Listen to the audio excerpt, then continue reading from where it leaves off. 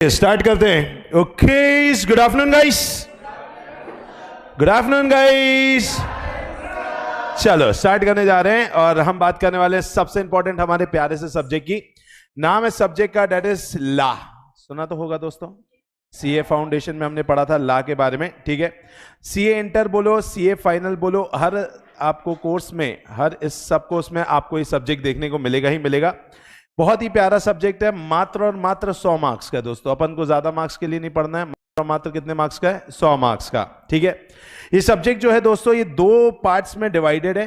The first part is known as, जिसे हम बोलते हैं कॉर्पोरेट अदर लॉ, और एक पार्ट जो रहेगा वो हमारा रहेगा that is known as corporate law. Corporate law का मतलब बेसिकली है हमारा कंपनीज एक्ट। ठीक है, कंपनीज एक्ट जो कि बहुत ज्यादा इंपॉर्टेंट एक्ट है और ये एक्ट टाइम टू टाइम सबसे ज्यादा अमेंड हो रहा है। वैसे कंपनीज एक्ट 2013 में आया था, उसके बाद वो अमेंड हुआ 2015 में, फिर अमेंड हुआ 2017 में, फिर अमेंड हुआ 2019 में। तो हम जो पढ़ेंगे वो लेटेस्ट अमेंडेड एक्ट पढ़ेंगे, बट उसका नाम आज भी क्या बोला जाएगा? Companies act 2013। कंपनीज एक्ट 2013 जो है दोस्तों, इसके अंतर्गत हमें सेक्शन वाइज पढ़ना होता है और मात्र हमें 148 सेक्शन पढ़ने हैं। कितने?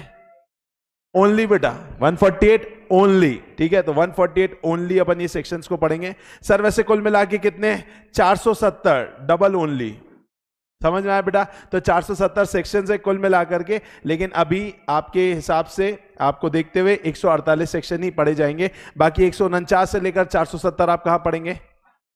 फाइनल। और सब अदर लॉ जो है दोस्तों, वो अदर लॉ के अंतर्गत हमारे पास है 3 चैप्टर। बहुत ही सिंपल हमारे 3 चैप्टर है। एक चैप्टर है हमारा इंडियन कॉन्ट्रैक्ट एक्ट 1947, 1872। ये आपने पढ़ा हुआ है ये एक्ट, लेकिन जो आपने पढ़ा है वो था बेसिक लेवल। अब जो हम पढ़ेंगे इसका एडवांस्ड लेवल। एडवांस्ड लेवल में हम पढ़ेंगे contract of bailment, contract of indemnity, contract of agency, contract of guarantee, contract of pledge. तो कुल मिलाकर के bailment, pledge, indemnity, guarantee, agency, ये 5 ऐसे कॉन्ट्रैक्ट्स हैं जो बेसिकली हमें पढ़ना पड़ेगा, जो इंडियन कॉन्ट्रैक्ट एक्ट का पार्ट है। सेकेंड है थोड़ा सा हमारा डेंजरस एक्ट, जिसे हम बोलते हैं नेगोशिएबल इंस्ट्रूमेंट एक्ट। ठीक है, तीसरा हमारा एक्ट है जिसे हम बोलते हैं जनरल क्लॉज एक्ट, और चौथा एक एक्ट है जिसे हम बोलते हैं इंटरप्रिटेशन ऑफ स्टैट्यूट। ये कोई एक्ट नहीं है। इंटरप्रिटेशन ऑफ स्टैट्यूट एक्चुअली में हमें यह सिखाता है कि लॉ को पढ़ा कैसे जाता है। लॉ को पढ़ना इज अ कला, ये एक आर्ट है, and I am the artist. समझ आया? तो लॉ को पढ़ना क्या है? अपने आप में एक कला है। तो लॉ को जो पढ़ना अपने आप में एक कला है, ये कला सिखाई जाएगी आपको कौन से चैप्टर के अंतर्गत? That is interpretation of statute में। तो हम इसके अंतर्गत समझेंगे कि लॉ को पढ़ना कैसे, बट ये चैप्टर सबसे आखिरी में पढ़ेंगे जब हम पूरा लॉ पढ़ चुके होंगे। समझ में आया? तो जब हम पूरा लॉ पढ़ेंगे और फिर इस चैप्टर को पढ़ेंगे तो समझ में आएगा जैसा हमने पढ़ा क्या वैसा ही पढ़ना चाहिए था कि नहीं। समझ में आया? तो ये चैप्टर इनिशियल लेवल पे नहीं पढ़ाया जाता है। ठीक है, मेरा कंसेप्ट नहीं है इनिशियल लेवल पे पढ़ाना, क्योंकि कहीं ना कहीं बहुत सारी बातें होंगी जो आप रिलेट नहीं कर पाओगे। एक बार लॉ पढ़ लिया, मैंने आपको कहां पे कैसे पढ़ाया, फिर मैं इसे रिलेट करके आपको बता सकता हूं कि कौन से रूल्स की वजह से हमने इस लाइन को इस तरीके का इंटरप्रिटेशन दिया था। तो आप उसे रिलेट करोगे तो ये चैप्टर्स चुटकियों में खत्म होते हैं। अदरवाइज ये chapter will be a very time taking और फिर कॉन्फिडेंस नहीं देंगे। समझ में आ गया दोस्तों? पक्का? Corporate law and other law अपने आप में डिस्ट्रीब्यूटेड है दोस्तों। अगर हम ICAI के हिसाब से चले तो ये जो कंपनी लॉ है दोस्तों, ये आता है आपका 60 मार्क्स का। कितने मार्क्स का? 60 मार्क्स का। और अदर लॉ वो जो 4 चैप्टर है वो आएंगे आपके 40 मार्क्स के। ये जो लॉ है इसके अंतर्गत मल्टीपल चॉइस क्वेश्चंस आएंगे आपको 30 मार्क्स के। तो 30 मार्क्स का आपका आना है MCQ, 70 मार्क्स का आना है आपको सब्जेक्टिव। तो आप समझ पा रहे होंगे। तो अगर मैं बोल रहा हूं इसको कि ये आएगा 40 मार्क्स का, मतलब इसमें से 12 मार्क्स के क्या आने वाले हैं? MCQ। तो मोटा माटी अपने 28 मार्क्स का सब्जेक्टिव आएगा। और ये है कितने मार्क्स का दोस्तों? 60 मार्क्स का। इसमें 36 सॉरी गलत हो गया 18। ठीक है, 18 मार्क्स का हमारा होने वाला है, डेट इज हमारा MCQ। और 18 मार्क्स का एक बार MCQ होने के बाद फिर हमारा बचेगा 42 मार्क्स का होगा सब्जेक्टिव। कोई भी डाउट? MCQ में हमें पूरी कोशिश करनी है कि हम मल्टीपल चॉइस क्वेश्चंस में गलतियां ना करें। 12 प्लस 18 30 मार्क्स का आएगा। उस 30 में से 26 27 लाना हमारा एम है। 30 में से 30 लाना तो है ही, बट फिर भी मैं अपना सेफर साइड में बोलूं तो हम पूरी ये कोशिश करेंगे कि हां हम 26 27 मार्क्स के आसपास तो इसमें स्कोर कर सके, ताकि फिर इसमें स्कोर करना हमारे लिए आसान हो जाएगा। और उसके थ्रू एग्जेम्पशंस लाना, जो कि लॉ में कई बच्चों के लिए डिफिकल्ट टास्क होता है, हम उसे बहुत स्मूथली कवर अप कर पाएंगे। समझ में आ रहा है? पक्का? चलो, हम लॉ को पढ़ेंगे कैसे, मैं आपको कैसे पढ़ाऊंगा, थोड़ी इसके बारे में बातचीत हो जाती है। आपको मल्टीपल चॉइस क्वेश्चन की अलग से किताब दी जाएगी, और उस किताब के अंतर्गत महज मुझे लग रहा है मैं पूरा ओवरऑल कवर करूं तो 800 से 1000 क्वेश्चन के बीच होंगे ओनली। Yes, only. तो 800 to 1000 के बीच में अपन मल्टीपल चॉइस क्वेश्चंस को करेंगे। ये हो सकता है पूरा बुक में ना हो, 900 क्वेश्चन जो बुक है अभी चेंज हो रही है मेरी, क्योंकि कहीं ना कहीं केस बेस्ड स्टडीज आ गई हैं, केस स्टडीज, तो वो केस बेस्ड है, मतलब आपको पूरा केस देंगे, उससे रिलेटेड एमसीक्यू। पहले क्या होता था, बहुत सिंपल था, एक लाइन लिखी उसके रिलेटेड एमसीक्यू, लेकिन आजकल एक और नया कंसेप्ट आया कि पूरा केस दे देंगे और उससे रिलेटेड 4 एमसीक्यू पूछेंगे। तो थोड़ा केस बेस्ड होने की वजह से बुक्स में हल्का सा चेंज आ रहा है अभी मेरा, बट मुझे लगता है मैं 800 के आसपास दूंगा। बचे हुए 200 अपन जो अपना वीकली और मंथली टेस्ट होगा, मॉक टेस्ट होगा, उसके अंदर पूछ करके 100-200 क्वेश्चन अपन वहां पे कवर करेंगे। तो लगभग इस तरीके से मल्टीपल चॉइस क्वेश्चन हमारे हो जाएंगे। ठीक है, दूसरी सबसे इंपॉर्टेंट चीज है कि आपको क्या करना है। तो आपको पहली चीज, जब लॉ हम पढ़ेंगे तो उस लॉ को बहुत अच्छे से कंसेप्चुअली समझना है। लॉ रटने का काम नहीं है बेटा, लॉ समझना है। खासकर कंपनी लॉ में आपकी पकड़ बहुत सॉलिड होनी चाहिए, क्योंकि आगे जाकर के आप जब सीए बनेंगे तो आप कोई छोटी किराना स्टोर वाले का काम नहीं करोगे, आप काम करोगे बड़े कॉर्पोरेट ऑफिसेस का, बड़ी कंपनीज का। तो कंपनी के हर रूल्स एंड रेगुलेशन से आपको वाकिफ रहना है। और मैं आपको इस बात की गारंटी देता हूं कि कंपनी लॉ को हम किताबों से ज्यादा थोड़ा प्रैक्टिकल लाइफ के साथ चलेंगे। कंपनी लॉ को मैं जब पढ़ाऊंगा तो हम हर एक चीज को अपने इस पर्टिकुलर एस्पेक्ट, जो हमारे प्रैक्टिकल सिनेरियोस चल रहे हैं, उसके साथ एकदम कोरिलेट करेंगे। तो आपको कंपनी लॉ के अंतर्गत बहुत मजा आने वाला है। अदर लॉ के अंतर्गत भी बहुत मजा आएगा, लेकिन हां उसमें प्रैक्टिकल एस्पेक्ट्स नहीं होते, but through my examples and other thing, जैसे अपन इंडियन कॉन्ट्रैक्ट एक्ट पढ़ा, सेल्स ऑफ गुड्स एक्ट पढ़ा, पार्टनरशिप, उसमें प्रैक्टिकल एस्पेक्ट्स नहीं थे, बट हां हम उसे रिलेट कर पाते थे XYZ के थ्रू। तो वैसे ही रिलेशन से अदर लॉ चलेगा। कंपनी लॉ में पूरी की पूरी आपको ऐसी तैयारी रखनी पड़ेगी कि आपको सेक्शन नंबर्स याद रहे। कौन से लॉ के लिए बोला मैंने? Company law. कंपनी लॉ के अंतर्गत 3 चीजें होंगी दोस्तों। एक होगा हमारा सिर्फ एक हमारा सब्जेक्ट, जो कि कंसेप्ट, पैराग्राफ, वो सब। एक होगा फॉर्म नंबर, फॉर्म, बहुत सारे फॉर्म्स होंगे जो हमें आरओसी के पास जाकर के देने पड़ते हैं। तो सारे फॉर्म नंबर्स का रटवाने का काम मेरा। फॉर्म नंबर आपको पूरे रट जाएंगे, कौन सा फॉर्म किस चीज के लिए देना पड़ता है। होता है ना, नाटा क्लासेस आते हो तो एक इंक्वायरी फॉर्म मिलता है, इंक्वायरी भरो, एक एडमिशन फॉर्म मिलता है, एडमिशन भरो। तो वैसे ही आरओसी के पास आप बार बार जाएंगे। मैं उम्मीद करता हूं आपको इतना पता होगा आरओसी किसको बोलते हैं, रजिस्ट्रार ऑफ कंपनीज। तो इनके पास बार बार जाना पड़ता है और बहुत अलग अलग फॉर्म्स लेके जाना पड़ता है। वो फॉर्म्स मैं आपको याद करवाऊंगा, सेक्शन नंबर्स मैं आपको याद कराऊंगा। लेकिन अदर लॉ के अंदर ऐसा कुछ पचड़ा नहीं है, सिंपल रखेंगे अपन उसको। अदर लॉ में सेक्शन नंबर याद हो गए तो भी ठीक है, नहीं याद हुए तो भी ठीक है, बट कंपनी लॉ के अंतर्गत अपन को याद रखना अनिवार्य है। तो मेंटली अपने आप को प्रिपेयर कर लेंगे। समझ में आ गया? पक्का? चल, इसके अंतर्गत आपको बहुत प्यारा क्वेश्चन बैंक मिलने वाला है दोस्तों। मुझे लगता है कि मैंने बहुत मेहनत करके जो ये चीज बनाई है, मैं इस चीज को लेकर के बहुत ज्यादा खुश हूं। आप देख सकते हैं ये क्वेश्चन बैंक है, रेड कलर का जो है वो है क्वेश्चन, और उसके लिए नीचे आपको दी गई है हिंट। मात्र 150 पेज का क्वेश्चन बैंक आ रहा है, मात्र। समझ रहे? वो भी मैंने 2 हिस्सों में बांटा है तो हो रहा है। अगर मैं इसे खुला छोड़ दूं तो पता नहीं कहां तक जाएगा। ठीक है, तो आप देख सकते हैं 146 पेज के आसपास है। ठीक है, थोड़ा सा इसमें अभी अमेंडमेंट्स है, मुझे करना है उसमें। तो ये आपको क्वेश्चन बैंक मिलेगा, इससे बाहर आने की संभावना है ना के बराबर है। ये नहीं बोलूंगा नहीं आ रहा, ठीक है, रिकॉर्ड हो रहा है। ठीक है, इससे बाहर आने की संभावना है ना के बराबर है। जितना हो सकता था, जो ICAI पूछ सकता है, पूछेगा, पूछने की सोच रहा है या पूछ चुका है, सब कुछ इसके अंदर है। समझ में आ रहा है? तो सब कुछ आपको इसके अंतर्गत मिलेगा। टोटली कलरफुल आप देख पा रहे हैं बेटा। ठीक है, तो रेड एंड ब्लू का कॉम्बिनेशन अपन डालेंगे, ग्रीन कलर का कॉम्बिनेशन मैं अलग करने का प्लान कर रहा हूं। ठीक है, चलिए उसके अलावा जो आपको बुक मिलेगी दोस्तों, ठीक है, रेगुलर बुक जो भी आपको मिलेगी, उस रेगुलर बुक में कुछ इस टाइप के पहले से ही चार्ट्स बनाए गए हैं, आपके सामने दिख रहे होंगे। तो ये चार्ट्स पूरे रेगुलर बुक है, ये आपकी एक्चुअली बुक है, ये भी एक कलरफुल बुक रहेगी, ठीक है, जो आपको दी जाएगी। आप देख सकते हैं ये इंडियन कॉन्ट्रैक्ट, जो कॉन्ट्रैक्ट ऑफ बेलमेंट है, तो इस टाइप की आपको कलरफुल बुक दी जाएगी जो कि आपको फुल ऑन रहेगी। कुछ कुछ जगहों पर मैंने गैप्स छोड़े हुए, प्लस आपको यहाँ पे लास्ट में चैप्टर्स की समरी के लिए चार्ट्स पहले ही बनाए के दिए गए हैं। क्या आपको समझ में आ रहा है कुछ? पक्का? तो पक्का पकाया है बेटा, आपके सामने रख दिया है, निवाला भी मुंह में डाल दिया, चबा लेना, बस इतना कर देना, ठीक है, इतना तो मैं आपसे एक्सपेक्ट कर सकता हूं, ठीक है। तो जितनी मेहनत आपको करनी पड़ती शायद मैंने आपके लिए पहले ही कर चुकी है, हर चीज को लेकर के, एंड काफी आगे भी मेहनत चल रही है, तो मैं उम्मीद करता हूं कि हम उसे बहुत अच्छे तरीके से निभाएंगे, ठीक है। कंसेप्चुअल रहेगी पूरी की पूरी क्लास, बहुत अच्छे से ध्यान देना है, डाउट्स आप बाकायदा पूछ सकते हैं। आंसर राइटिंग प्रैक्टिस के लिए हम बहुत फोकस रहेंगे, हम कोशिश करेंगे कि हर कंसेप्ट, जो चैप्टर के एक इंपॉर्टेंट कंसेप्ट खत्म होने के बाद एक दो क्वेश्चन को यहां पे बैठ करके डिस्कस करें। जो सबसे टफ क्वेश्चन है उसकी 40 अलग से शीट बनेगी, 40 पेजेस की रहेगी वो लगभग, और दी टफेस्ट क्वेश्चन, दी टफेस्ट, जो शायद आईसीआई 15 साल में एक बार पूछता है, 15 अटेम्प्ट में, साल नहीं, 15 अटेम्प्ट या 10 अटेम्प्ट में एक आध बार पूछता है। इस टाइप के कुछ क्वेश्चंस भी मैंने ढूंढ निकाले हैं, जिन क्वेश्चंस को अपन वहां पर लिखेंगे और उससे पूरी वर्किंग करेंगे, ताकि हमारे दिमाग में एकदम फोकस हो जाए कि अच्छा इस टाइप के क्वेश्चंस को भी कैसे लिखना है। राइटिंग प्रैक्टिस सॉलिड तरीके से करेंगे।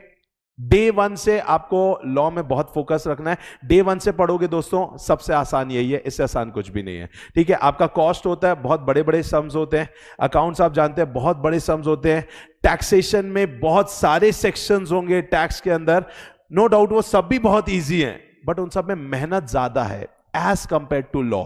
तो लॉ को अपना एकदम स्ट्रॉन्गेस्ट फिगर रखना है कि 70, 75, 80 के आसपास लाने ही लाने। 80 प्लस लाओ तो बहुत अच्छी बात है, ठीक है। 84 का there is a set target, तो हमें उस 84 के टारगेट को तोड़ना है किसी भी तरीके से। मेरी इच्छा है, मैंने इतनी मेहनत की तो मैं 90 प्लस की उम्मीद कर रहा हूं, जो कि आने ही चाहिए, इतनी मेहनत अपन ने की है तो। बट आगे मैं पूरी कोशिश करूंगा कि अपन उस चीज को और अच्छे से टेस्ट सीरीज, रिविजन, हर कुछ करके एटलीस्ट अपना टारगेट इतना बड़ा सेट करें। बट एवरेज हर बैच, पूरे बैच के हर बच्चे से मैं चाहता हूं 75 प्लस का टारगेट तो बना करके चले। समझ में आ गया? पक्का? चलो तो स्टार्ट करने जा रहे हैं। अपन जो स्टार्ट करेंगे दोस्तों, वो चैप्टर जो है मैं आपको बता दूं, वो हो रहा है मेरी बुक के हिसाब से chapter number 2, that is known as negotiable instrument act 1881। आपको बता दूं ये चैप्टर काफी कंसेप्चुअल है, मतलब मजा आने वाला है चैप्टर को पढ़ने पर। बस आपको दिमाग में जो जो मैं बोलूंगा दिमाग में रखना है और मेरे साथ डुअल कम्युनिकेशन में काम करना है। चलो तो स्टार्ट करें बेटा, विदाउट वेस्टिंग एनी टाइम। बाकी सारी बातें टाइम टू टाइम होती चली आएगी और हम चालू करने वाले हैं। चैप्टर का नाम क्या है, मेरे साथ बोलेंगे?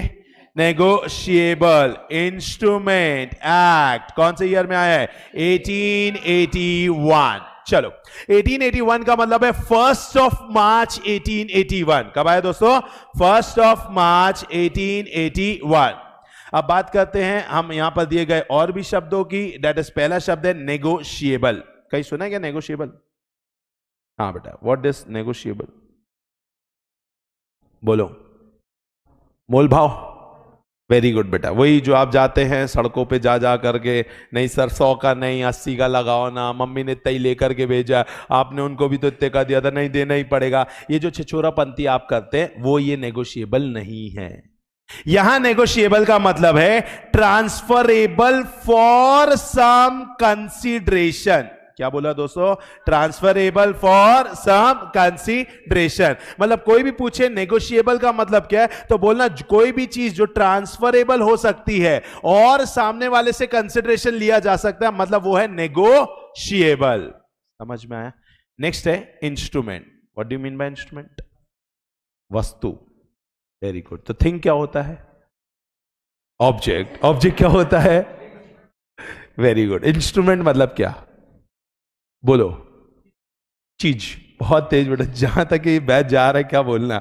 इंस्ट्रूमेंट का मतलब ध्यान से समझिए, किसी किसी के दिमाग में म्यूजिकल इंस्ट्रूमेंट भी आया होगा, ठीक है। तो ये आपका वाला म्यूजिकल इंस्ट्रूमेंट नहीं है, ध्यान से समझेंगे। इट इज व्हाट दोस्तों? It is formal written document containing some right. क्या बोला दोस्तों? It is a formal written document containing some right. तो इंस्ट्रूमेंट अगर आपसे कोई पूछे तो बोला जाता है it's a formal written document. What do you mean by formal? Formal मतलब पहले से बनाया गया है, इसको बनाने का तरीका।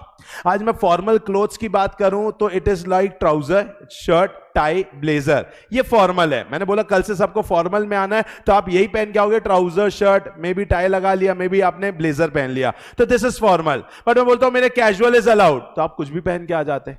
कुछ लोग रणवीर सिंह टाइप के भी कपड़े पहन करके आ जाते हैं बेटा। तो ये सारी चीजें क्या हो जाती है? कैजुअल। तो एक होती है दोस्तों फॉर्मल और एक होती है कौन सी? कैजुअल। यहां पर क्या लिखा है? Formal written document. तो फॉर्मल रिटन डॉक्यूमेंट का मतलब हो जाता है कि एक ऐसा डॉक्यूमेंट जिसको बनाने का तरीका फिक्स है। क्या बोला? एक ऐसा डॉक्यूमेंट जिसको बनाने का तरीका फिक्स है, उसे क्या बोलते हैं दोस्तों? फॉर्मल। आज आपने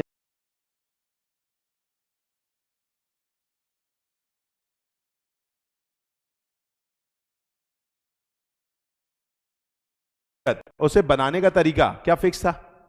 हाँ, अरे लिखना पड़ता था ना, टू, फ्रॉम, फिर अपन को समझ नहीं आता था योर्स फेथफुली लिखे कि योर्स सिंसियरली लिखे। अरे याद है कि नहीं? योर्स ट्रूली लिखे। तो अच्छा लेफ्ट लिखे कि राइट लिखे? क्यों इतना सोचना पड़ता था? क्योंकि it is a formal written document. तो it is a formal written document मतलब उसको बनाने का तरीका फिक्स है। अच्छा, ऐसा वैसा डॉक्यूमेंट नहीं, जिस डॉक्यूमेंट में क्या है? कुछ राइट है। What do you mean by rights? अधिकार। Very good. एक ऐसा रिटन डॉक्यूमेंट होगा जिसके अंदर कुछ अधिकार होगा। और अगर अब मैं इस पूरी चीज को बोलूं तो ये क्या बना? ये बना formal written document containing some right that can be transferred from one person to another for some consideration। मतलब एक फॉर्मल रिटन डॉक्यूमेंट की बात की जाए तो एक ऐसा डॉक्यूमेंट जिसके अंदर कुछ अधिकार होगा और वो अधिकार जो है एक इंसान से दूसरे इंसान दिया जा सकता है। और अच्छा, देने पर सामने वाले के पास वो अधिकार चले जाना चाहिए। देने पर सामने वाले के पास वो अधिकार चले जाना चाहिए। फॉर एग्जाम्पल मिस्टर पीयूष ने क्या किया? एक लीव एप्लीकेशन लिखा। मुझे लिखा to the principal Nahata public school, ठीक है, और उन्होंने लिख करके मुझे दिया। मैंने पीयूष की बातों को सुना, समझा। मैंने पीयूष को बोला ठीक है आपको 5 डेज की लीव ग्रांटेड। इन्होंने उठा करके कृष्णा को दे दिया, जा तेरी लीव। कैसा हो सकता है? क्या ये एक फॉर्मल रिटन डॉक्यूमेंट था? हाँ। क्या इसमें एक राइट था? हाँ, कि भाई आपको 5 दिन की छुट्टी मिल गई। लेकिन क्या ये ट्रांसफर हो सकता है? नहीं। मतलब क्या आप उसे नेगोशिएबल इंस्ट्रूमेंट बोल सकते हैं? नहीं। इसका मतलब नेगोशिएबल इंस्ट्रूमेंट पक्का ऐसा ही कोई डॉक्यूमेंट होगा जिसमें मैंने आपको दिया तो आपके पास उसका क्या चला गया? राइट्स चला गया। और उससे रिलेटेड जो भी रूल्स एंड रेगुलेशन जहां कहीं पर भी दिए होंगे उसे अपन क्या बोलेंगे दोस्तों? एक्ट। और इसी से हमारा बना नेगोशिएबल इंस्ट्रूमेंट एक्ट 1881। कोई भी डाउट? पक्का? अगर लॉ पढ़ोगे तो लॉ से आसान कुछ भी नहीं, समझो। ये तो मेरी कहानी थी। लॉ से पूछोगे लॉ नेगोशिएबल इंस्ट्रूमेंट एक्ट क्या होता है? लॉ बोलता है negotiable instrument act means promissory note, bills of exchange, cheque. खत्म। अगर लॉ के हिसाब से जाओ तो अगर आया डिफाइन नेगोशिएबल इंस्ट्रूमेंट तो आया negotiable instrument means promissory note, bills of exchange और चेक। लेकिन मैंने आपको उसके पूरी पीछे की कहानी समझाई। समझ में आए? पक्का? तो अब अपन को इस चीज समझ में आ गई कि अच्छा प्रॉमिसरी नोट कोई तो भी एक फॉर्मल रिटन डॉक्यूमेंट होगा, इसमें राइट है, किसी को भी दिया जा सकता है। चेक भी एक फॉर्मल रिटन डॉक्यूमेंट है, राइट है, किसी को भी दिया जा सकता है। क्या आप मुझे बताइए, चेक आपने देखा होगा, मैं उम्मीद करता हूं आपने बिल्स ऑफ एक्सचेंज शायद ना देखा हो, प्रॉमिसरी नोट ना देखा हो, क्या आपने चेक देखा है? ओके, चेक की बात की जाए दोस्तों, चेक के अंतर्गत हर एक चीज एक फिक्स जगह पर ही लिखी जाती है। यस और नो? अब ध्यान से समझेंगे। चेक के अंतर्गत अगर देखा जाए तो सारे के सारे चेक इसी टाइप के दिखते हैं। देखा होगा, बस रंग चेंज हो जाता है, बैंक का नाम चेंज हो जाता है, बाकी नाम लिखने की जगह वहीं पर ही है। ठीक है, फिर अमाउंट आपको रुपीस के नाम पे यहीं पर ही लिखना पड़ता है, न्यूमेरिक टर्म्स पे यहीं लिखना पड़ता है, डेट यहीं पर ही लिखनी पड़ती है, साइन आपको यहीं पर ही करना पड़ता है, अकाउंट की डिटेल्स यहां पर ही लिखी जाती है। सारी की सारी चीजें यहां पर कैसी होती है दोस्तों? फिक्स्ड होती है। तो ये कैसा डॉक्यूमेंट हो गया? Formal written document. अब आपने लिख दिया 10,000, तो इसके अंदर क्या आ गया? राइट। और आपने बोला नाहटा प्रोफेशनल क्लासेस और आपने ला करके दे दिया। तो आप मुझे बताइए, क्या हमें 10,000 रुपए मिलने का अधिकार मिल गया? हाँ, तो क्या ये ट्रांसफर भी हो सकता है? हाँ। और क्या इसके अंदर कुछ कंसिडरेशन है? हाँ। तो इसे क्या नाम दिया जा सकता है? Negotiable instrument. आपको ये बात समझ में आई? पक्का? नेगोशिएबल इंस्ट्रूमेंट को डिजाइन करने का कुछ ना कुछ कारण, यहां पे दो मेन कारणों की वजह से नेगोशिएबल इंस्ट्रूमेंट कंसेप्ट हमारी दुनिया में आया है। पहला कारण यह हो जाता है कि भाई जो बिजनेसमैन होता है वो ह्यूज अमाउंट ऑफ मनी लेकर के चलना नहीं चाहता। सिंपल कंसेप्ट है। आज अगर देखा जाए तो फॉर एग्जांपल आज मेरा बैच बना है, बहुत सारी फीस आई है, हाँ वो फीस मेरी जेब में है और मेरी जेब इतनी बड़ी हो चुकी है। अब मैं चल रहा हूं तो मेरे पीछे पीछे कौन चल रहे हैं? असामाजिक तत्व। कौन चल रहा है बेटा? असामाजिक तत्व। क्या ये असामाजिक तत्व मुझसे भी ज्यादा मुझ पर हावी हो सकते हैं? हाँ। क्या मेरे से पैसे चुरा सकते हैं? हाँ। तो आज अगर मेरे पास इतना सारा पैसा होगा और मैं जेब में लेकर के चलूंगा तो पक्की बात है कि चोरी डकैती ये सब होने के चांसेस हैं। इसके बदले अगर कोई इंसान मुझे एक चेक देता है 10 करोड़ रुपए का भी देता है और अगर वो मेरी जेब में रखा है, क्या आपको पता है? नहीं। इसका मतलब है कि हम huge amount of money carry करना नहीं चाहते, इसीलिए नेगोशिएबल इंस्ट्रूमेंट आया है as a substitute of money. काहे के लिए आया? As a substitute of money. इसलिए तो कई बच्चे चेक ला के देते हैं क्योंकि वो पैसे नहीं लाना चाहते। समझ में आया? दूसरा कारण हो जाता है कि जो बिजनेसमैन है वो बिजनेसमैन खरीदता है उधार में बट बेचता है नगद में। खरीदता उधार में, बेचता नगद में है। इसका उसूल ही यही है, क्योंकि खरीदेगा जब उधार में तो भाई कुछ क्रेडिट पीरियड मिल जाता है, नगद में बेचता है तो ऑब्वियसली कुछ पैसे आ जाते हैं, फिर इसको कुछ समय के बाद पेमेंट करना पड़ता है, तो वो जो बीच में पैसा बच जाता है उसी पैसे से तो वो और पैसा बनाने की कोशिश करता है। तो आज मार्केट का उसूल है, खरीदना किस में है? उधार में, और बेचना किस में है? नगद में। अब मैं खरीदने के लिए मैं गया फॉर एग्जांपल शिवांश की शॉप में, शिवांश ट्रेडर्स, मैं गया, मान लीजिए मैं 3 लाख का माल लेकर के आया। मैंने बोला सर मेरे को उधार में खरीदना है। ठीक है। बोले घर गिरवी रख के जाओ।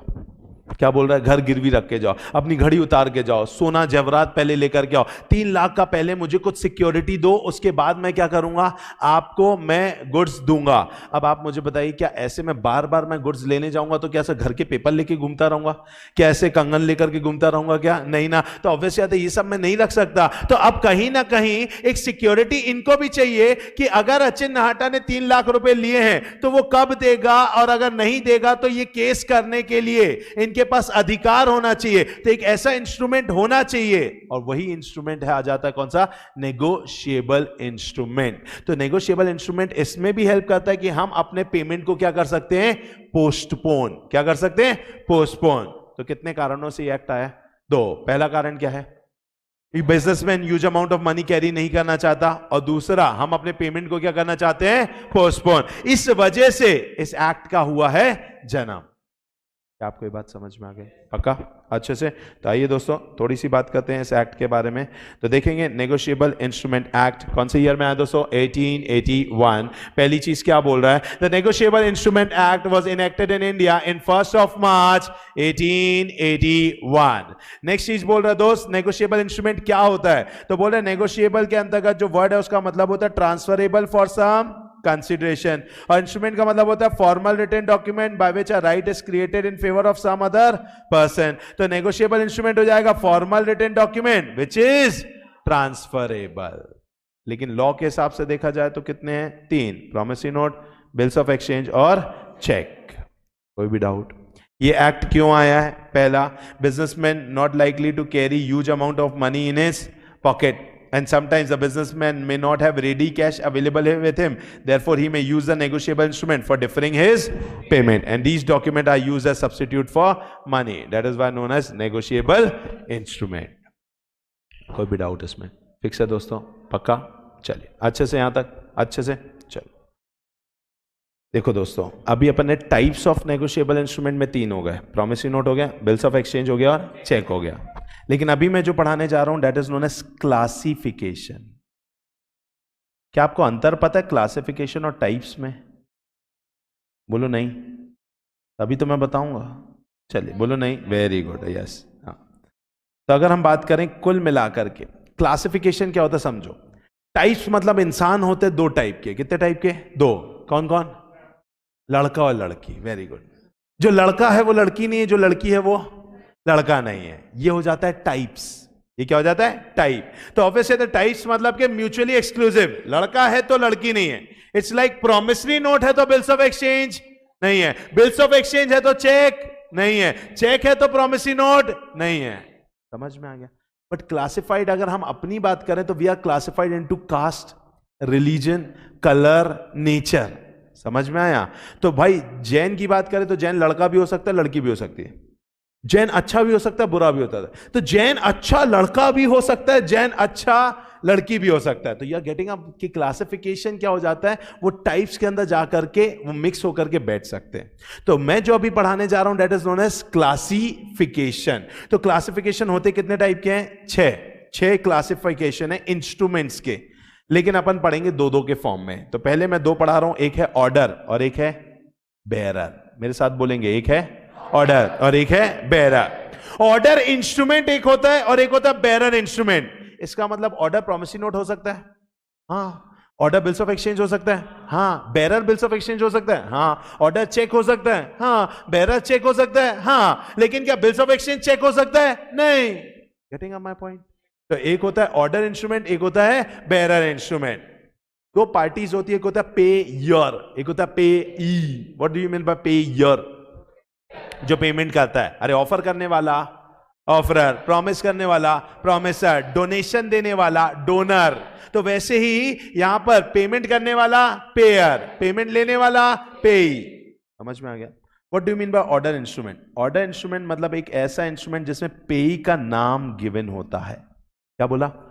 पेई का नाम गिवन होता है। किसके पास पेमेंट जानी है जब वो चीज आप लिख देते हो तो वो कौन सा इंस्ट्रूमेंट बन जाता है? Order instrument. मतलब चेक में तुमने लिख दिया अचिन नहाटा, कौन सा इंस्ट्रूमेंट है ये?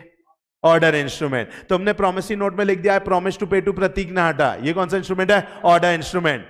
आपको पता नहीं था कि ये कोचिंग की फीस अचिन नहाटा के नाम पे जानी है, प्रतीक नहाटा के नाम पे जाती है, नहाटा क्लासेस के नाम पे जानी है, तुम कुछ भी लिख के नहीं लाए, तो पता है वो क्या हो जाता है? बेरर।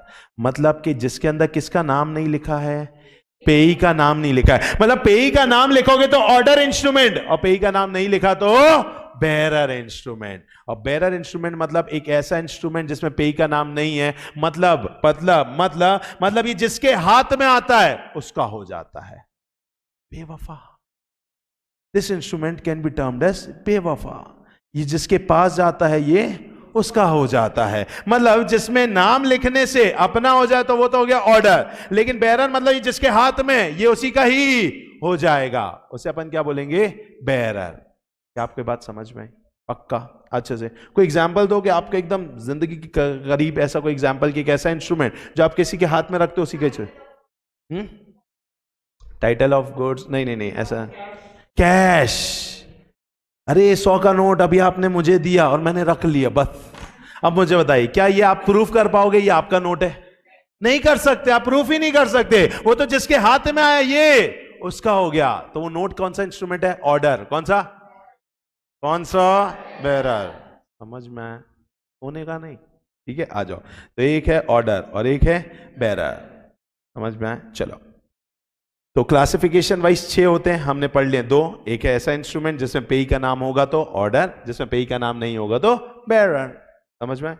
अब अपन बात करेंगे प्रॉमिसरी नोट की। ठीक है, आइए बेटा बात करते हैं किसकी? प्रॉमिसरी नोट की। मैं आपसे जानना चाहता हूं प्रॉमिसरी नोट नाम से क्या लग रहा है, इसके अंदर क्या होगा? प्रॉमिस होगी। तो पक्की बात है प्रॉमिसरी नोट मतलब एक इंस्ट्रूमेंट होगा। किसमें होगा? ओरल में, राइटिंग में। तो ये एक ऐसा इंस्ट्रूमेंट होगा जो राइटिंग में होगा और जिसके अंदर क्या होगी? प्रॉमिस। किस बात की? टू पे करने की। क्या पे करोगे? पैसा। तो ये अपना बन गया डेफिनेशन। क्या बोलेंगे? प्रॉमिसरी नोट मतलब एक ऐसा इंस्ट्रूमेंट इन राइटिंग, ठीक है, कंटेनिंग अनकंडीशनल अंडरटेकिंग। अब ये है कला। अपन सीधा प्रॉमिस बोलेंगे मजा नहीं आएगा, तो अपन को थोड़ा सा उसको टेक्निकल टर्म में डालना पड़ेगा। तो अपन वर्ड क्या यूज करेंगे? Unconditional undertaking. अंडरटेकिंग का मतलब भी प्रॉमिस ही होता है।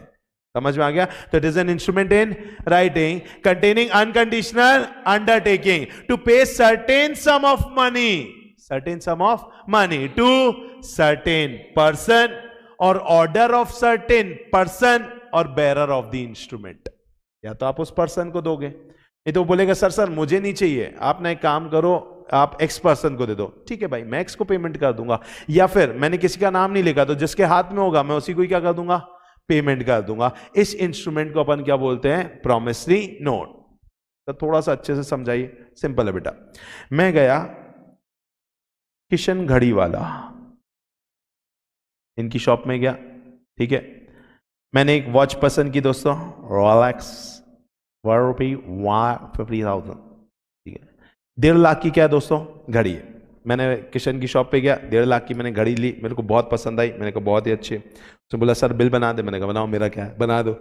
अब बना दिया उसने बिल, उसने बोला सर पैसे।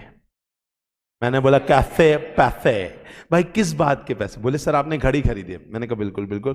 मैं चेक किया, फिर मैंने बोला oh my God, I forgot my wallet. भाई मैं अपना पर्स भूल के आ गया, नहीं तो पक्का 1.5 लाख पर्स से निकाल के देता। मैं आपको पैसे भिजवा दूंगा 7 दिन के बाद। वो बोल रहा है सर बड़ी प्रॉब्लम है। प्रॉब्लम ये है आप पर मैं विश्वास करके 7 दिन मैं रुक जाऊंगा, लेकिन एक्चुअली मेरे ऊपर भी तो एक है जिसको मुझे क्या देना है, पैसे, वो नहीं रोक रहा है, क्योंकि मैंने उससे किस में खरीदा है, उधार में, और आपको बेचना था नगद में। आप पैसा देते तो मैं ऊपर वाले को पेमेंट करता, अब आप पैसा नहीं दे रहे हो तो मैं ऊपर वाले को पेमेंट नहीं करूंगा, लेकिन ऊपर वाला मेरी दुकान में आ जाएगा क्या मांगने के लिए, पैसे, और मेरे पास पैसे नहीं है। और अगर मैं उसको कुछ बोलूंगा वो मानने वाला नहीं है। सर आपकी अच्छी क्रेडिटेबिलिटी है मार्केट में, आप मुझे कुछ रिटन में डॉक्यूमेंट दे दो, आप बस कसम खा लो कि आप मेरे पैसे मुझको क्या करोगे, 7 दिन के बाद दे दोगे।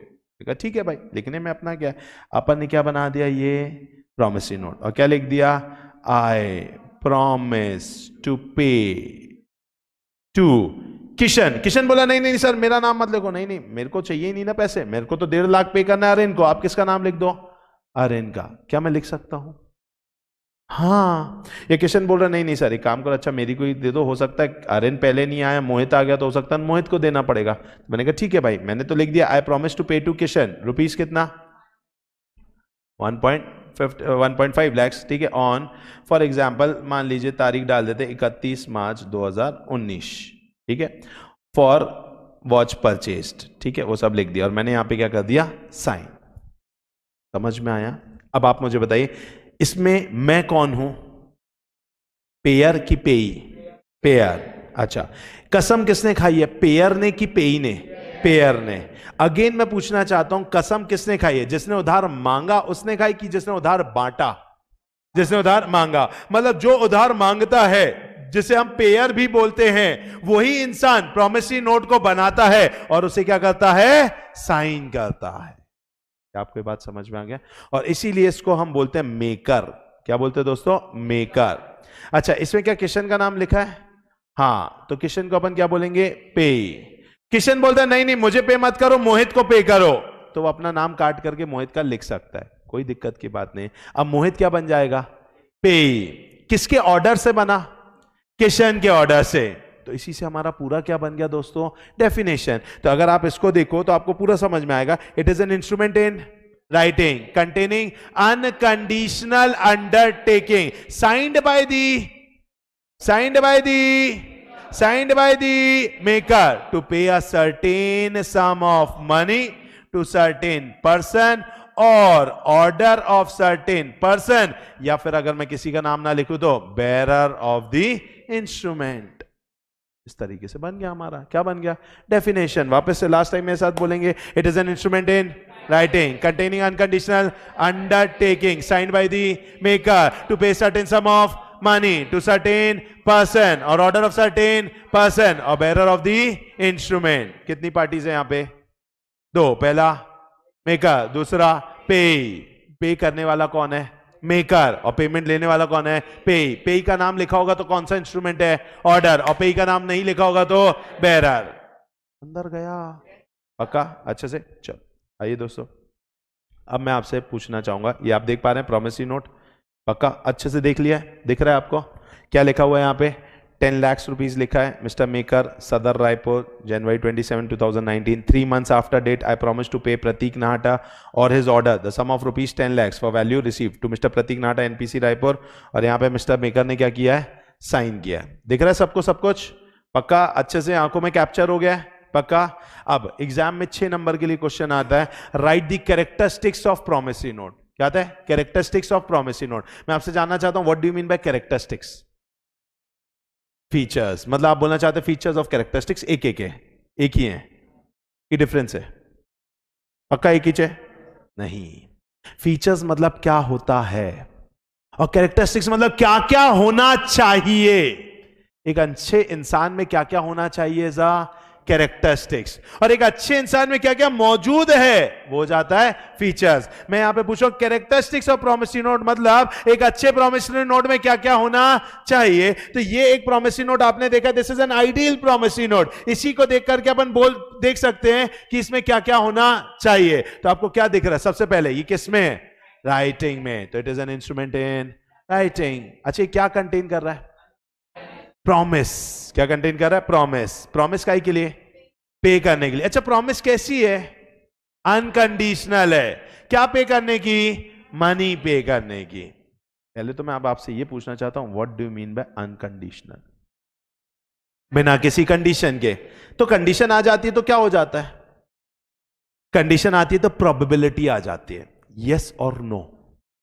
कहीं पर भी कंडीशन आएगी तो वो यस भी हो सकता है और नो भी हो सकता है। जैसे कि मैं बोल रहा हूं मैं क्लास आया तो मैं पढ़ाऊंगा, हो सकता है मैं क्लास नहीं आया तो नहीं पढ़ाऊंगा। मतलब कंडीशन क्या? आना या ना आना। आया तो पढ़ाऊंगा, नहीं आया तो नहीं पढ़ाऊंगा। इसका मतलब ये क्या हो गया? कंडीशनल। अब जब मैं बोल रहा हूं अनकंडीशनल, इसका मतलब क्या है? वो हां ही हां रहना है, ना का स्कोपिच खत्म। हां ही हां रहेगा तभी वो क्या होगा? अनकंडीशनल। एग्जाम्पल, मैंने बोला कि मैं आपको पेमेंट करूंगा। कितनी तारीख को पेमेंट करूंगा? 31 मार्च को। क्या 31 मार्च आएगी? सच्ची बताओ। पक्का? तो ये कंडीशनल है अनकंडीशनल है? कंडीशनल है, अनकंडीशनल है। मैंने बोला I promise to pay you the sum of ₹10 lakhs after 4 days from the date of Holi festival. From the date of holy festival, after 4 days from the date of holy festival. Conditional, unconditional? Conditional. अरे होली आ भी सकती, नहीं भी आ सकती?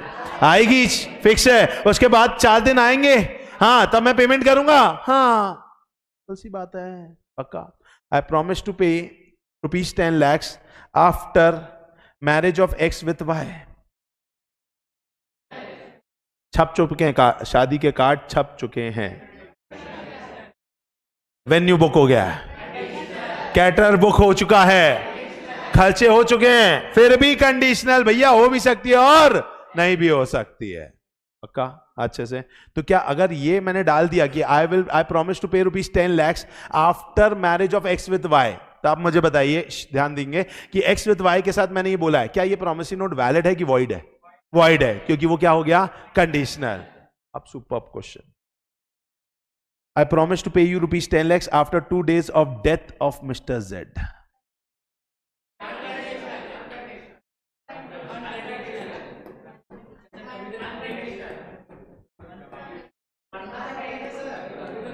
बोलो, death of Z. Z की death के 2 दिन बाद पैसा दूंगा। सोच लो, कितने बच्चे बोल रहे कंडीशनल? हाथ उठाएंगे। कितने बोल रहे अनकंडीशनल? बाकी बच्चे बीच के बेटा, ठीक है। चलो, यस दिशा बताएंगे, आपकी दिशा किस ओर जा रही है? बताइए, कंडीशनल अनकंडीशनल? बीच का नहीं होता है बेटा, कुछ भी बोलो, क्या करना है बोलो।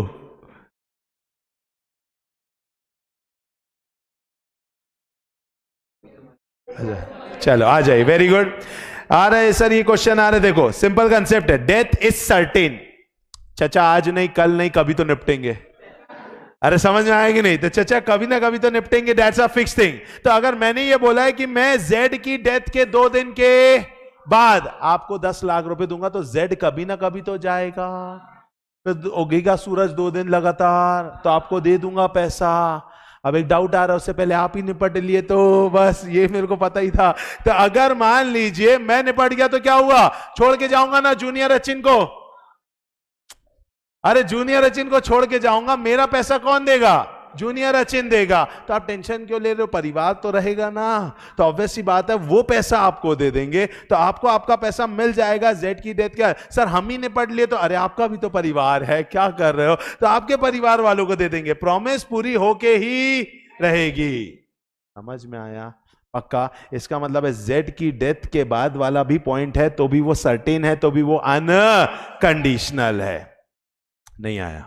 आ गया वापस। I promise to pay you rupees 10 lakh after the death of Mr. Z if Mr. Z leaves some property for me. After the death of Z, if Z leaves some property for me. Unconditional. सोच लो, Z की death होनी तय बेटा, तो फिर क्या दिक्कत है? प्रॉपर्टी वो मेरे नाम करके जाएगा कि नहीं, ये तय नहीं है, इसीलिए वहां पर आ रहा है कंडीशनल। आपको ये बात समझ में? ठीक से? पक्का? अच्छे से? तो अपन को अनकंडीशनल का मतलब भी समझ, एकदम गहराई में उतरेंगे बेटा। लॉ एकदम गहरी चीज है, तुम समझो। इतना खतरनाक खतरनाक केस स्टडीज आता है ना, अपन बहुत सुपर्ब तरीके से करना है। बस आपको पूरा व्यू अच्छे से क्लियर रखना। मैं जो जो बातें कर रहा हूं इसमें से कोई भी बात ऐसी नहीं जो फालतू अपन खींच रहे हैं, इसमें से ही क्वेश्चंस आ जाते हैं। बच्चा यहीं पर छोटे से पॉइंट पे घूमता है, और 4 नंबर, क्योंकि केस स्टडी बेस्ड आना है, आपके क्वेश्चंस मिलेंगे तो पूरे 4 वरना 0। सिंपल कंसेप्ट है बेटा, तो अपन को पूरे 4 अंदर करना है। ठीक है, आइए। तो अपन ने पढ़ लिया, it is an instrument in writing. पहली चीज प्रॉमिस टू पे होता है, प्रॉमिस अनकंडीशनल होता है, और प्रॉमिस अपन सिर्फ क्या करेंगे, टू पे मनी ओनली। अच्छा, मैं ये पॉइंट पर ये पूछना चाहता हूं, मैंने अभी अभी संकल्प को बोला I promise to give you your 2 buffalo, yes 2 buffalo, ठीक है, आफ्टर 31 या ऑन 31st ऑफ मार्च, और मैंने साइन करके इनको दे दिया है। क्या ये प्रॉमिसरी नोट है? हाँ हाँ हाँ। क्यों? क्योंकि इसमें क्या नहीं है, मनी नहीं है, और अपन को क्या चाहिए, मनी। तो मैंने बोला ठीक है, आई प्रॉमिस टू पे your 2 buffalo and rupees 1 lakh on 31st of March. है क्यों नहीं है? Money only. क्या लिखा? ओनली। ओनली का मतलब क्या है? सिर्फ मनी ही होना चाहिए बॉस। आपने कुछ गड़बड़ किया तो वहां पे, ये जितने क्वेश्चन मैं बोल रहा हूं सब आईसीआई के एग्जांपल हैं, सब आईसीआई ने पूछे हुए हैं। समझ में आया? आइए नेक्स्ट क्या पूछ रहे हैं, सम पेबल मस्ट बी सर्टेन। इसका मतलब है फिक्स्ड होना चाहिए। भाई 2 लाख 3 लाख 10 लाख, अपन ने बोला अरे जो हिसाब होगा कर लेंगे, आई प्रॉमिस टू पे, जो हिसाब होगा कर लेंगे। अब ये क्या चलेगा क्या? नहीं। तो ऑब्वियसली तो मनी कैसा होना चाहिए, सर्टेन होना चाहिए। पेई मस्ट बी सर्टेन। अच्छा, पेई मस्ट बी सर्टेन मतलब कि जिसको अपन दे रहे हैं वो कैसा होना चाहिए, फिक्स्ड होना चाहिए। मेकर मस्ट बी सर्टेन, जो भाई बना रहा है वो भी फिक्स्ड होना चाहिए। Last but not least, it must be sign by the maker and it must be stamped. What is stamped? कहीं देखा है क्या यहाँ पे स्टैंप? ये दिख रहा है 5,000 रुपए का, ये क्या है, ये स्टैंप है। तो ऐसा स्टैम्प्ड होना जरूरी है। तो अगर आपसे कोई पूछे what are the characteristics of promise note, तो अपन को दिमाग में रखना है, याद करना है उसकी फोटो। पहला राइटिंग है, दूसरा प्रॉमिस टू पे है, प्रॉमिस टू पे मनी ओनली, अनकंडीशनल प्रॉमिस है, सर्टेन मनी है, मेकर मस्ट बी सर्टेन, पेई must be certain, signed by the maker and it must B stamp. कोई भी डाउट? पक्का? अच्छा, यहां तक एकदम फिक्स है। पैसा लाए, पैसा लाए हो, ऐसा क्या देख रहे हो, निकालो जेब से। 10 रुपए लाए, 10 रुपए, हाँ निकालो। ऑनलाइन वेरी गुड बड़े, बहुत तेज, जल्दी निकालो, जितने का भी है, जितने का भी नोट है, 10 रुपए 2 रुपए 5 रुपए, जैसा आप मंदिर में आप जाते हैं, ठीक है, जिस मंदिर में आप जाते हैं,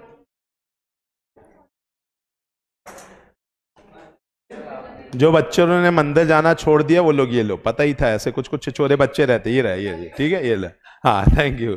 चलो, जिन बच्चे नहीं लाए हैं बेटा वो यहां पर देख सकते हैं, ठीक है। गांधी जी दिख रहे हैं आपको सबके नोट में? यस बेटा, गांधी जी जहां देख रहे हैं वहां पे आप भी देखिए, और कुछ लिखा है यहां पे, मैं धारक को 500 रुपए अदा करने का वचन देता हूं। लिखा?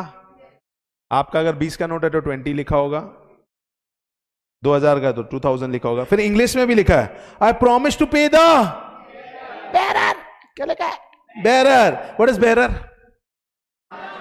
जिसके हाथ में जाएगा उसका हो जाएगा। और क्या बोल दिया? आई, सुन सुन सुन सुन, ऐसा नहीं, आई प्रॉमिस टू पे। वर्डिंग कहां से स्टार्ट हुई? मतलब ये क्या है, और ये क्या है, पेबल टू बेरर, मतलब it's a bearer promissory note, it's a bearer promissory note. अब ये बेरर प्रोमिसरी नोट है, और क्या इसी नोट के चक्कर में ही ये पूरे जीवन चल रहा है हमारा? मैं आपको क्यों झेल रहा? पैसा।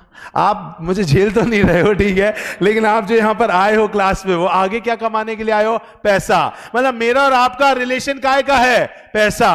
अब आप मुझे बताओ, प्रॉमिसरी नोट तो अपन भी बना सकते हैं, लिख देंगे पेबल टू बेरर, और अगर वो इस नोट के जैसा ही हो गया, फिर तो ना आपको मुझे देखना है ना मुझे आपको देखना है। फिर तो सबके घर पे मर्सिडीज हो जानी है बेटा, सबके घर पे बीएमडब्ल्यू। मर्सिडीज लेने गए, वो बोला सर 65 लाख 70 लाख बच्चों को पार्ले जी खिलाने जा, ठीक है, तो अपन 70 लाख लिख कर गया, I promise to pay to the bearer ₹70 lakh, sign किया, उसको पकड़ाया, अपन मर्सिडीज लेके घूम रहे। आपको लगता नहीं ऐसा अगर होने लग जाए तो फिर तो अपनी इकॉनमी खत्म, फिर तो ये सारी चीजें ही बर्बाद। अरे यस और नो? इसका मतलब है ये नोट जो है ये है तो बेटा promissory note, but law maker ने ये बोल दिया है, आरबीआई ने ये बोल दिया कि क्योंकि ये प्रॉमिसरी नोट मैं बनाता हूं इसलिए और कोई नहीं बना पाएगा, इसलिए we public can not make promissory note payable to bearer. क्या बोला? जो हम हैं, जनता है, सुनना ध्यान से प्लीज, कंसंट्रेशन इधर उधर मत करो, सब फंस जाओगे, समझना, अभी बहुत कंफ्यूजन आने वाला है। अभी क्या लिखा है? We public can not make a promissory note payable to bearer. इसका मतलब क्या है? कि हम जनता promissory note payable to bearer नहीं बना सकते। मतलब इससे क्या समझ में आया? कि आप promissory note payable to bearer नहीं बना पाओगे। और यहां पर लास्ट लाइन में क्या लिखा है? यहां पर ये to pay a certain sum of money to certain person or order of a certain person or to the bearer of the instrument। Sir एक और बोल रहे हो नहीं बना सकते, एक और डेफिनेशन में लिखा है बना सकते हैं, होने क्या वाला है? तो समझो इस बात को, हर एक एक्ट को दूसरा एक्ट ओवरराइड करता है। नेगोशिएबल इंस्ट्रूमेंट एक्ट आया है 1881 में, वो बोला धड़ल्ले से बनाओ promissory note payable to bearer, मुझे कोई तकलीफ नहीं है। लेकिन बाद में आ गया आरबीआई एक्ट 1934, उसने बोला नहीं मैं बना रहा हूं पेबल टू बेरर। अगर तुम बनाओगे तो इस नोट की क्या इज्जत रह जाएगी, क्या वैल्यू रह जाएगी? महज इट विल बी कागज का टुकड़ा जो हर कोई बना रहा है। लेकिन बोला नहीं, सिर्फ मेरा गवर्नर ही बना पाएगा, क्योंकि साइन है उर्जित पटेल साहब के, इज द गवर्नर। बोले इससे मेरा गवर्नर ही, आरबीआई का गवर्नर ही बना पाएगा इस नोट को, तो तुम जैसी जनता क्या नहीं कर सकती है? पेबल टू बेरर नहीं बना सकती। मतलब नेगोशिएबल इंस्ट्रूमेंट बोलता है बनाओ, लेकिन आरबीआई ने प्रैक्टिकल लाइफ में बोल दिया मत बनाओ। सर हम किसकी सुनेंगे? यही तो इंटरप्रिटेशन ऑफ स्टैट्यूट में पढ़ाते हैं कि बेटा जो अब एक एक्ट को दूसरा एक्ट ओवरराइड करता है तो दूसरे एक्ट की सुननी पड़ती है, पहले एक्ट की नहीं सुननी। मतलब प्रैक्टिकल लाइफ में तुम बना नहीं सकते। सर लास्ट क्वेश्चन, डेफिनेशन में लिखना है कि नहीं? लिखो, डेफिनेशन तो वही की वही है, एक्ट तो बदला नहीं है, तो डेफिनेशन में बेरर वर्ड लिखना पड़ेगा, बट बनाते समय आपको बोला जाएगा नहीं बेटा आप नहीं बना सकते, ये सिर्फ कौन बना सकता है? आरबीआई। कुछ अंदर गया? और तभी मैंने आपको बोला, आपको ये चीज यहीं पकड़ लेनी चाहिए थी जब मैंने आपको बोला पेई मस्ट बी सर्टेन। पेई क्या होना चाहिए? फिक्स्ड होना चाहिए। अगर तुम किसी का नाम नहीं लिखोगे तो अनफिक्स्ड हो जाएगा। फिर तो कभी कृष्णा का नाम आ रहा है, कभी फॉर एग्जांपल मोहित का नाम आ रहा है, कभी पीयूष का आ रहा है, कभी आकाश का आ रहा है, ये तो किसी का भी नाम आ सकता है। कुछ समझ में आ रहा है? इसका मतलब है कहीं ना कहीं वो ब्लैंक रहा तो अनसर्टेन हो गया, इसलिए उसको ब्लैंक नहीं रख सकते। इसलिए कैरेक्टरिस्टिक्स में लिखा है पेई मस्ट बी सर्टेन, बट हाँ डेफिनेशन में लिखा है पेबल टू द बेरर। नहीं आया? ये कंफ्यूजन है दोस्तों, बहुत आराम से बहुत बारीकी में मैं आपको बोला भी नहीं कि याद कर लो, हर एक चीज बहुत प्रैक्टिकल वे पे चल रही है। अगेन समझ में आ रहा है आपको पक्का अच्छे से? तो चलो दोस्तों, ये था हमारा किसका? प्रॉमिसरी नोट का। इसके अंदर कितनी पार्टीज होती है? दो, एक होता है मेकर और एक होता है payee. Maker is the person who promises to pay and payee is the person to whom the amount of note is payable. मुझे उम्मीद है समझ में आ रहा है। आपके लिए ये रहा क्वेश्चन, आपको सॉल्व करना है आराम से। पहला क्या लिखा है? पहला नहीं, पहले मैं सी बता दे रहा हूं। ये आई ओ यू का मतलब होता है आई ओव you. What is this I ओव यू? मैं तुमसे इतना पैसा लेकर के रखा हूं, आई ओव यू। ठीक है, बाकी चीजें पढ़ो आराम से, आपको दे रहा हूं मैं 2 मिनट्स, कोई बातचीत नहीं करेगा और 2 मिनट्स में आप देख